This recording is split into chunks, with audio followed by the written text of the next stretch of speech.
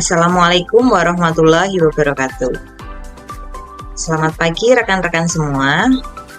Perkenalkan, saya Nanik Solika, mahasiswi Fakultas Ekonomi Bisnis Universitas PGRI Semarang. Pada kesempatan kali ini, saya akan mempresentasikan salah satu materi dari mata kuliah Psikologi Industri dan Organisasi, yaitu stres dan keselamatan kerja.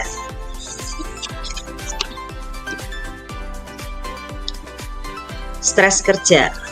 Pengertian dari stres kerja menurut Robin dan Judge 2013 mengatakan bahwa stres kerja sebagai suatu kondisi dinamis di mana individu dihadapkan pada kesempatan, hambatan, atau keinginan dan hasil yang diperoleh sangatlah penting, tetapi tidak dapat dipastikan.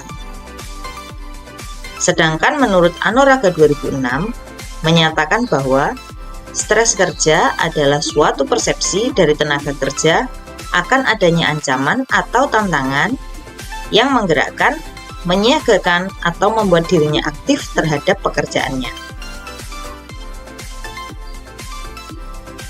Lalu, faktor-faktor apa saja sih yang mempengaruhi stres kerja? Menurut Robin dan Judge 2013 mengatakan bahwa faktor penyebab stres kerja yaitu sebagai berikut. Yang pertama adalah faktor lingkungan. Keadaan lingkungan yang tidak menentu dapat menyebabkan pengaruh pembentukan struktur organisasi yang tidak sehat terhadap karyawan. Dalam faktor lingkungan terdapat 3 hal yang dapat menimbulkan stres bagi karyawan, yaitu ekonomi, politik, dan teknologi.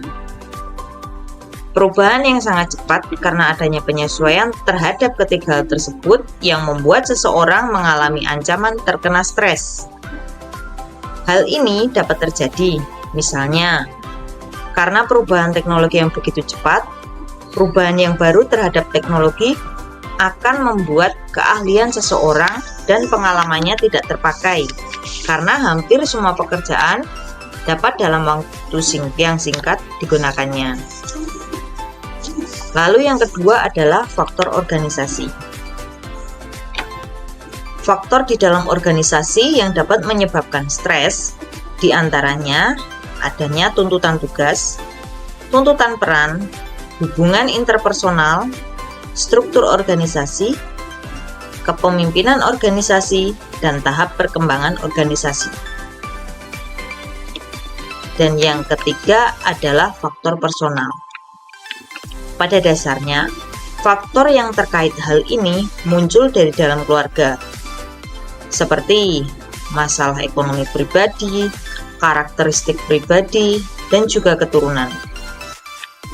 Hubungan pribadi antara keluarga yang kurang baik akan menimbulkan akibat pada pekerjaan yang akan dilakukan karena akibat tersebut akan terbawa dalam pekerjaan seseorang.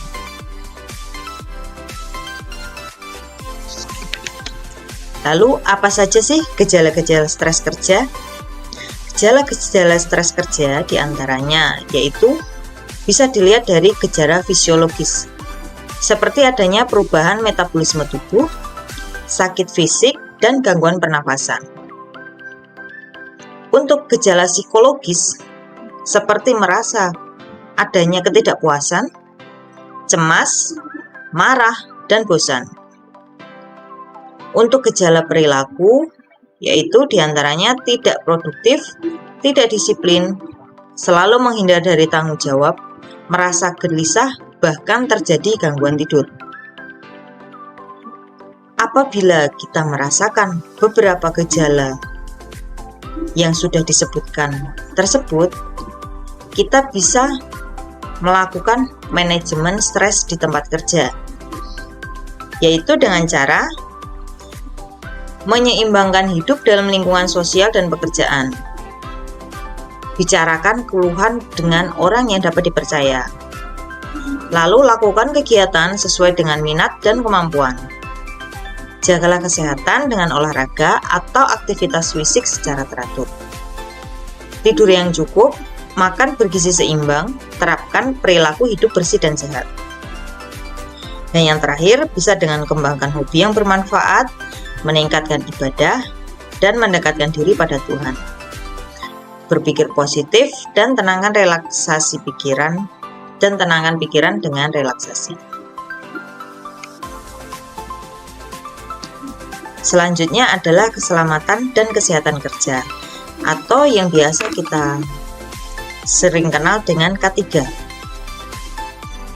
Pengertian dari K3 menurut Peraturan Pemerintah Republik Indonesia Nomor 50 Tahun 2014, yaitu keselamatan dan kesehatan kerja adalah segala kegiatan untuk menjamin dan melindungi keselamatan dan kesehatan tenaga kerja melalui upaya pencegahan kecelakaan kerja dan penyakit akibat kerja. Menurut Mangkunegara 2013 mengatakan bahwa keselamatan dan kesehatan kerja adalah suatu pemikiran dan upaya untuk menjamin keutuhan dan kesempurnaan baik jasmaniah maupun rohaniah tenaga kerja pada khususnya dan manusia pada umumnya, hasil karya dan budaya untuk menuju masyarakat adil dan makmur. Bagaimana kita bisa menganalisa bahaya kerja? Yang pertama, kita bisa melakukan dengan mengumpulkan beberapa informasi terkait adanya ancaman bahaya kerja. Lalu, dari informasi yang sudah terkumpul, kita akan mengidentifikasi akan terjadinya bahaya. Setelah diidentifikasi, kita juga bisa menilai resiko yang timbul dari bahaya tersebut. Lalu langkah selanjutnya adalah dengan merencanakan tindakan untuk menghilangkan atau mengurangi resiko yang timbul dari bahaya tersebut. Bagaimana sih kita bisa memanajemen resiko untuk mengurangi resiko yang timbul atau bahkan menghilangkan resiko yang timbul dari bahaya yang tersebut? Menurut ISO 231.000 menguraikan bahwa proses manajemen resiko yang dapat digunakan oleh semua jenis entitas dan mencakup langkah-langkah berikut untuk mengidentifikasi, menilai, dan mengelola resiko. Yaitu step pertama, dengan mengidentifikasi resiko yang dihadapi oleh organisasi Anda, analisislah kemungkinan dampak dari masing-masing hal tersebut, mengevaluasi dan memprioritaskan resiko berdasarkan tujuan bisnis, perlakukan atau tanggapi kondisi resiko, dan pantau hasil pengendalian resiko dan sesuaikan seperlunya. Selain resiko dari bahaya kerja tersebut, K3 juga meliputi tentang ergonomika. Ergonomika atau ergonomi adalah ilmu yang mempelajari interaksi antara manusia dengan elemen-elemen lain dalam suatu sistem, serta profesi yang mempraktekkan teori, prinsip, data, dan metode dalam perancangan untuk mengoptimalkan sistem agar sesuai dengan kebutuhan, kelemahan, dan keterampilan manusia. Ergonomi adalah ilmu atau kaidah yang mempelajari manusia sebagai komponen dari suatu sistem kerja, mencakup karakteristik fisik maupun non-fisik, keterbatasan manusia, dan kemampuannya dalam rangka merancang suatu sistem yang efektif, aman, sehat, nyaman, dan efisien. Setelah kita mempelajari tentang stres kerja dan keselamatan kerja, lalu apa saja sih korelasi stres kerja, keselamatan kerja, dan lingkungan kerja? Di antaranya adalah lingkungan kerja yang baik mampu meningkatkan produktivitas. Karyawan dapat menikmati pekerjaan tanpa ada suatu ancaman yang dapat membahayakan dirinya dalam bekerja. Mencegah terjadinya kerugian fisik dan finansial baik perusahaan maupun karyawan.